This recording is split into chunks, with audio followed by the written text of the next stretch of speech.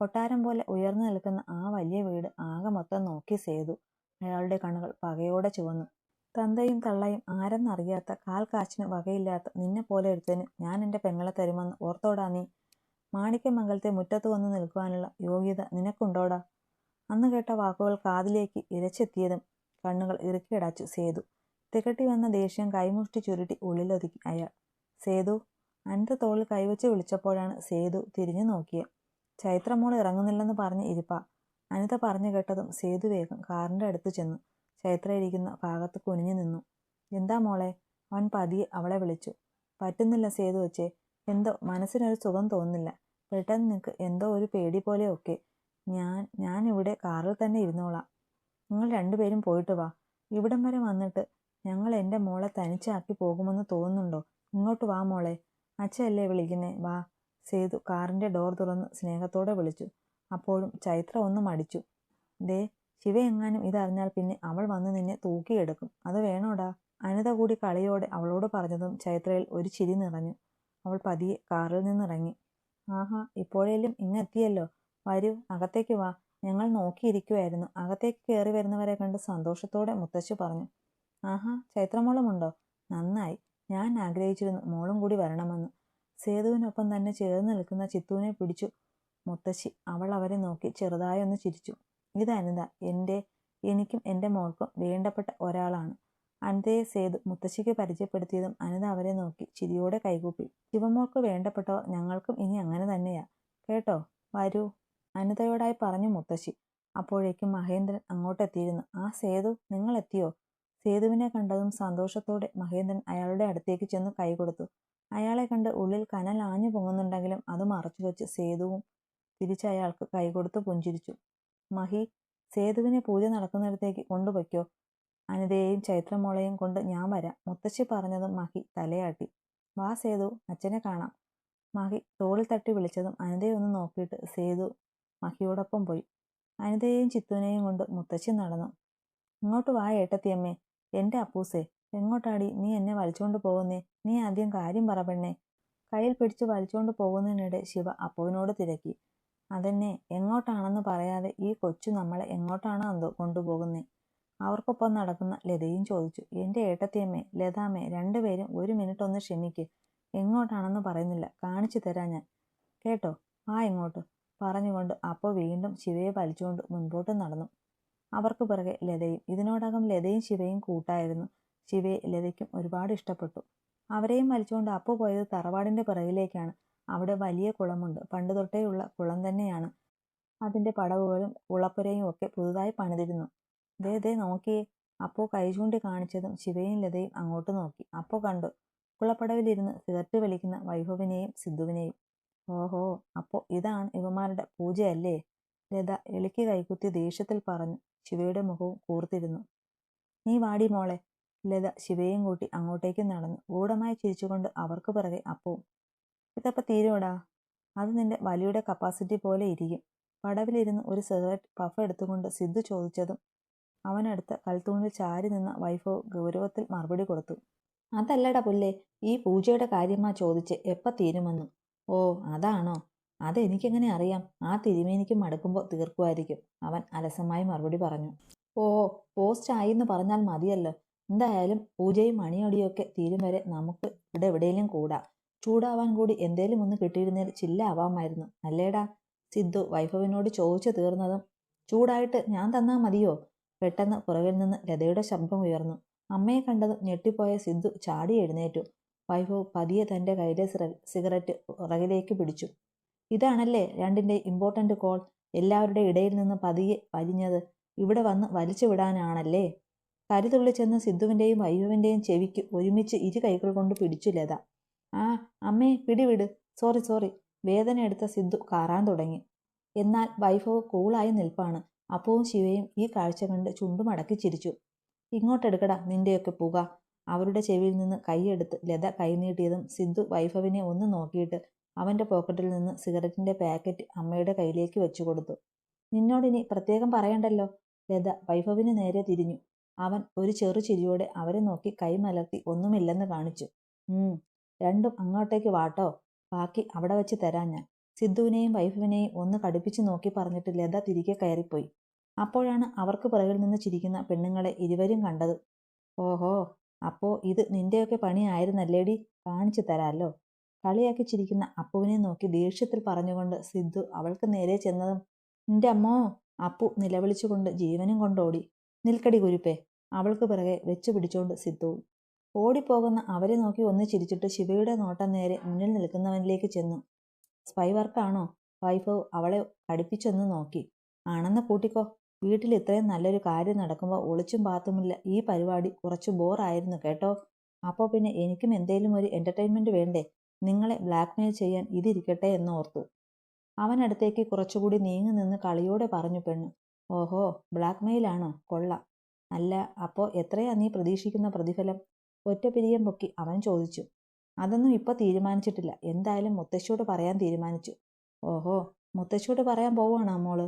എങ്കിലേ ഇതുകൂടി ചെന്ന് പറ എന്ന് പറഞ്ഞ് അവൻ പിറകിലെ കൽമതിന് ഇടയിൽ ഒളിപ്പിച്ച് അവൻ വലിച്ചുകൊണ്ടിരുന്ന സിഗരറ്റ് കയ്യിലെടുത്തു.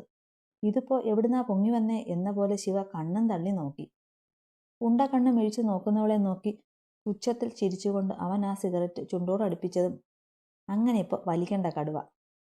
ശിവ ആ സിഗരറ്റ് അവന്റെ കയ്യിൽ നിന്ന് തട്ടിപ്പറിച്ച് തിരിഞ്ഞോടാൻ തുടങ്ങിയതും വൈഭവ് അവളെ ഒറ്റ കൈ കൊണ്ട് തന്നെ പിറകിൽ നിന്ന് അരയിൽ കൂടി വട്ടം പിടിച്ചു. ശിവയെന്ന് ഏങ്ങി വിളിച്ചു. അപ്പോഴേക്കും അവളെ ഒറ്റ കൈയാൽ പൊക്കി അവൻ തന്റെ നെഞ്ചോട് ചേർത്ത് പിടിച്ചിരുന്നു വൈഭവ്. എങ്ങോട്ടാ ഓടുന്നേ? അവളുടെ കാതോരം ചുണ്ടടിപ്പിച്ച് അവൻ ചോദിച്ചതും പെണ്ണൊന്ന് ഏങ്ങി പൊങ്ങിപ്പോയി.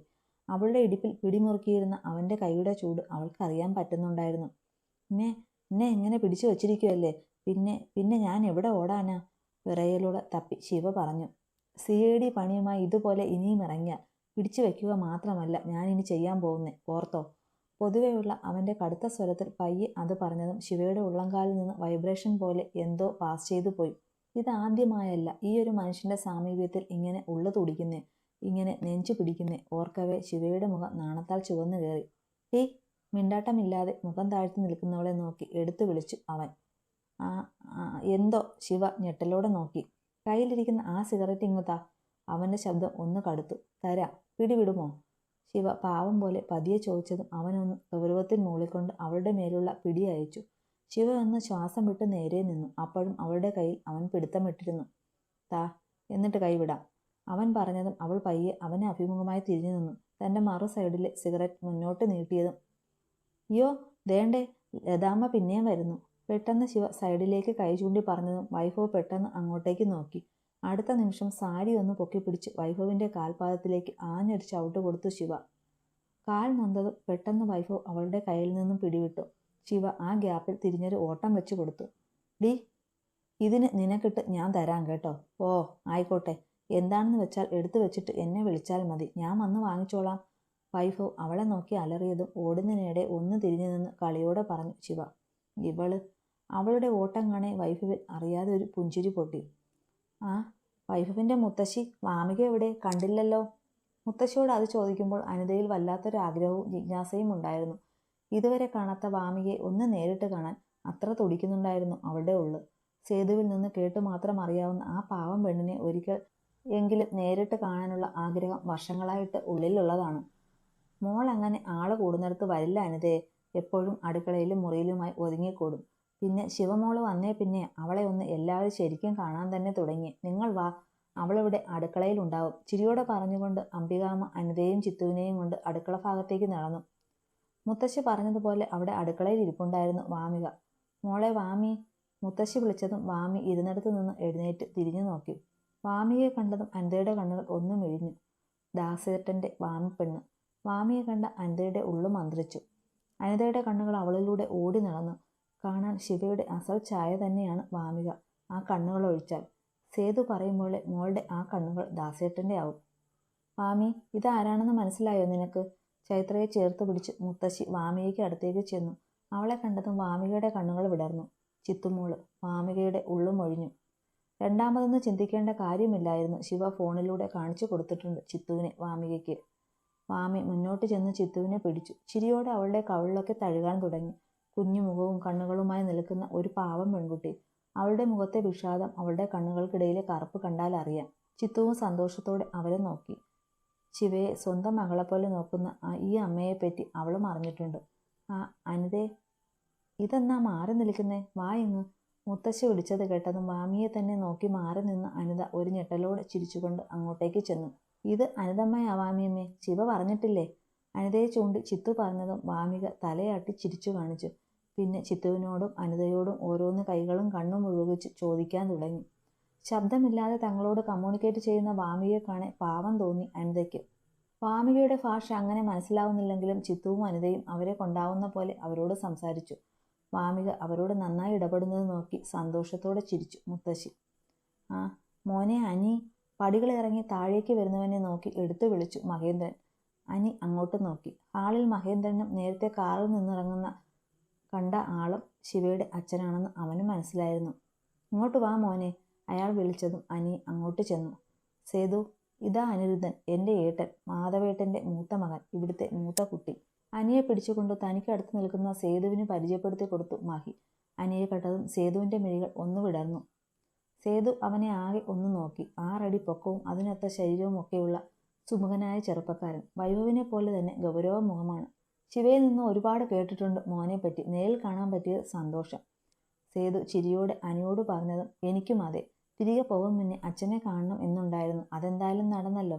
സേതുവിനെ നോക്കി സന്തോഷത്തോടെ പറഞ്ഞു അനി. അവൻ്റെ വിനയവും പെരുമാറ്റവും സേതുവിനും ഇഷ്ടമായി. അവർ മൂവരും ചിരിയോടെ സംസാരിക്കുന്നത് നോക്കി വിദ്യയുടെയും വൃന്ദയുടെയും ഭർത്താക്കന്മാരായ സുരേഷും രാജീവും അവിടെ മാറി നിൽക്കുന്നുണ്ടായിരുന്നു. സേതു വന്നപ്പോൾ മുതൽ മഹേന്ദ്രൻ അയാളെ പിടിച്ചുകൊണ്ട് നടന്ന് എല്ലാവർക്കും പരിചയപ്പെടുത്തി കൊടുക്കുന്നുണ്ടായിരുന്നു.